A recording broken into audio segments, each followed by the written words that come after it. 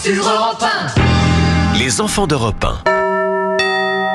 Bonjour Laure d'Autriche. Bonjour à tous. Le 9 mai 1978 était retrouvé en Italie le corps de l'ancien président du Conseil italien Aldo Moro, enlevé, exécuté par une organisation terroriste d'extrême gauche, les Brigades Rouges. C'est l'une des pages les plus noires de toute l'histoire italienne. Oui, son corps est retrouvé dans le coffre d'une voiture à Rome. Aldo Moro a été séquestré pendant 55 jours. Lui, star italienne de la politique et ancien président du Conseil. L'Italie a vu ce soir en direct à la télévision l'image la plus dramatique de son histoire.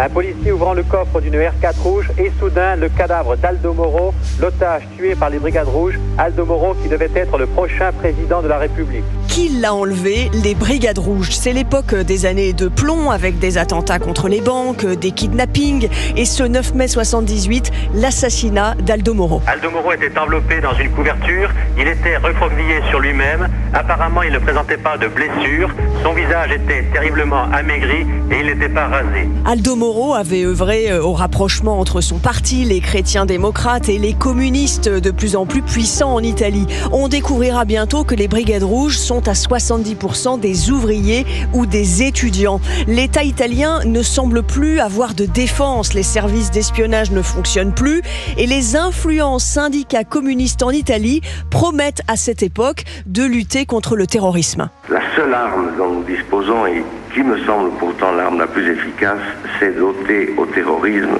toute base, toute possibilité de respirer dans la société et dans l'État. Depuis sa cellule, une pièce exiguë sans fenêtre dans un appartement bourgeois, Aldo Moro écrit au pape Paul VI dont il est proche. Mais rien n'y fait. Les Brigades Rouges sont d'accord pour libérer Aldo Moro, mais seulement en échange de prisonniers communistes, membres des Brigades Rouges. Le gouvernement italien ne répond pas et après sa mort, toute l'Italie se mobilise. On a vu les usines s'arrêter immédiatement et les ouvriers ont déferlé dans les rues pour crier leur colère après la mort d'Aldo Moro. Ils étaient 50 000 à Milan, ils étaient 20 000 ou 30 000 à Rome. Pour l'Italie, ce n'était que le signal de la mobilisation générale contre le terrorisme. Aldo Moro avait demandé qu'aucune personnalité politique ne soit présente à ses funérailles et il n'y aura que sa famille et ses amis.